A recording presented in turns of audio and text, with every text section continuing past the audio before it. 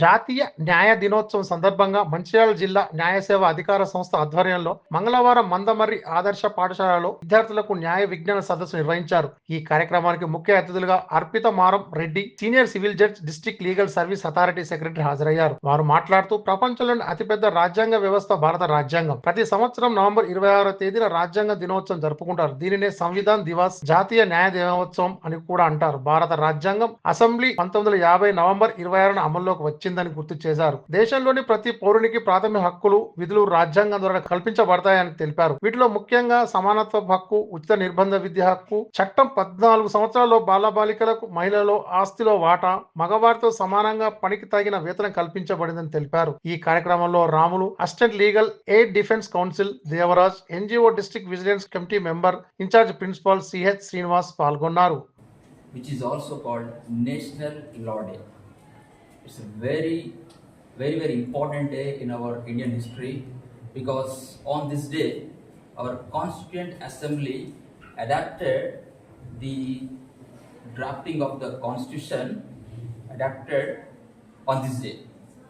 After taking for almost 3 years of duration under the aegis of the great Dr. Baba Saheb B.R. Ambedkar, దీనిలో భాగంగానే రాజ్యాంగం అమలు అంటే మనకు ఈ 26 జనవరి నుండి మరి రాజ్యాంగాన్ని అమలు అనేటువంటి చేయడం జరిగింది. ఆ ఆర్టికల్స్ ప్రకారం అప్పటి నుండే కాన్స్టిట్యూషన్ మొదలైంది కాబట్టి ఈ దినోత్సవాన్ని ప్రతి సంవత్సరం మనం జరుపుకోవడం జరుగుతుంది. దాంట్లో రాజ్యాంగంలో ఇప్పుడు మన రాజ్యాంగం తీసుకున్నట్టయితే మరి 2 రకాల రాజ్యాంగాలు దీంట్లో ఉండడం జరుగుతుంది. దాంట్లో దృఢ రాజ్యాంగం, అదృఢ రాజ్యాంగం అని చెప్పచ్చు.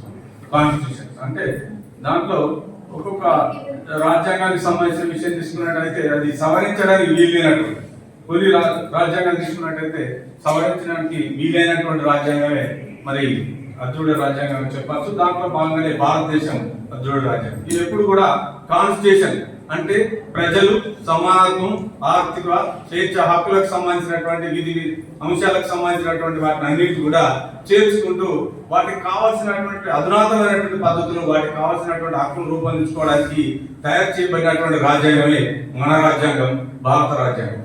కాబట్టి ఈ రాజ్యాంగంలో ఎప్పటికీ మరి మార్పులు చేర్పులు జరుగుతూనే ఉంటాయి. రాజ్యాంగానికి అనుగుణంగా రైట్స్, హక్కులు పొందపరచడం జరుగుతుంటాయి.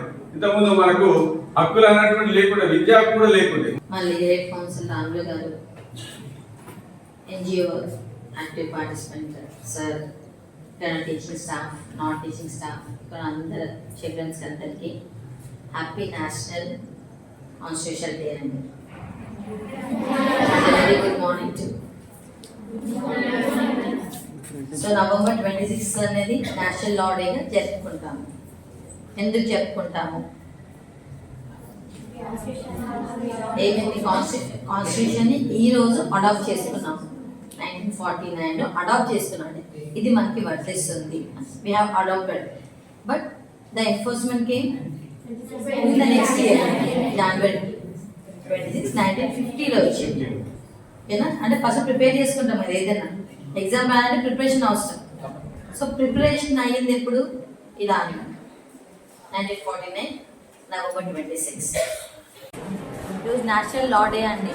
ఈరోజు మనం కాన్స్టిట్యూషన్ అడాప్ట్ చేసుకున్న రోజు. సో యాక్చువల్లీ 1949 నవంబర్ 26 రోజున మనం కాన్స్టిట్యూషన్ అడాప్ట్ చేసుకున్నాము. దాని ఎన్ఫోర్స్మెంట్ జనవరి 26, 1950 అయిందండి. యాక్చువల్లీ రాజ్యాంగం ప్రకారంగా మనకి ఆర్టికల్స్ ఉంటాయి. ఇప్పుడు articles right to free and compulsory education ఉంది. అది ఆర్టికల్ 21A చెప్తుంది.